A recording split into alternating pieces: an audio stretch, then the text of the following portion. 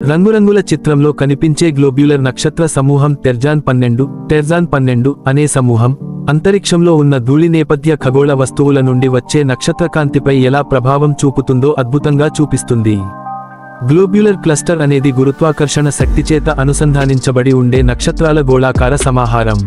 ఇవి మధ్య భాగంలో ఎక్కువ సాంద్రతతో ఉండే నక్షత్రాలను కలిగి ఉంటాయి. మిల్కీవే గెలాక్సీలో సుమారు 150 పురాతన గ్లోబ్యులర్ క్లస్టర్లను కలిగి ఉంది. ఇవి గెలాక్సీ యొక్క కేంద్రాన్ని చుట్టూ, గెలాక్సీ యొక్క తట్టె లాంటి సమతల తలంపుపై మరియు కింద నుంచి పరిభ్రమిస్తూ ఉంటాయి. ఇవి గుడ్డె చుట్టూ చిమ్మతల్లు తేళ్లలాగా తిరుగుతుంటాయి. టెర్జాన్ 12 నక్షత్ర సమూహం మిల్కీవేలోనే దీర్ఘంగా ఉన్న ధూళి మరియు వాయువు పరిమిత ప్రాంతంలో ధనుస్సు సాజిటేరియస్ రాశిలో ఉంది. ఇది భూమికి సుమారు 15,000 కాంతి సంవత్సరాల దూరంలో ఉంది. ఈ స్థానం వల్ల టెర్జాన్ 12 పై మేము చూస్తున్న కాంతి గ్యాస్ మరియు ధూళిచే చాలా వరకు ఆవరణకు గురవుతుంది. అంతరిక్ష ధూళి చిన్న తరంగదైర్ఘ్యాలను, నీలం రంగు కాంతిని చల్లిపోతుంది. దాంతో రెడ్డి తరంగదైర్ఘ్యాలే భూమికి చేరతాయి. దాంతో క్లస్టర్ రెడ్డి రంగులో కనిపిస్తుంది.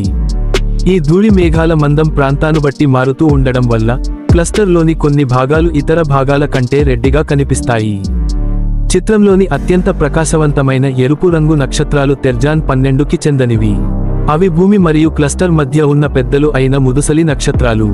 అలాగే చిత్రంలో కనిపించే నీలిరంగు వేడిగా ఉండే నక్షత్రాలు కూడా టెర్జాన్ 12లోవి, కానీ దానికి ముందు ఉన్నవి మాత్రమే. టెర్జాన్ 12లో ఉన్నవి ప్రధానంగా పాత, ముడతపడిన నక్షత్రాలే. Thanks for watching. Have a good day friends.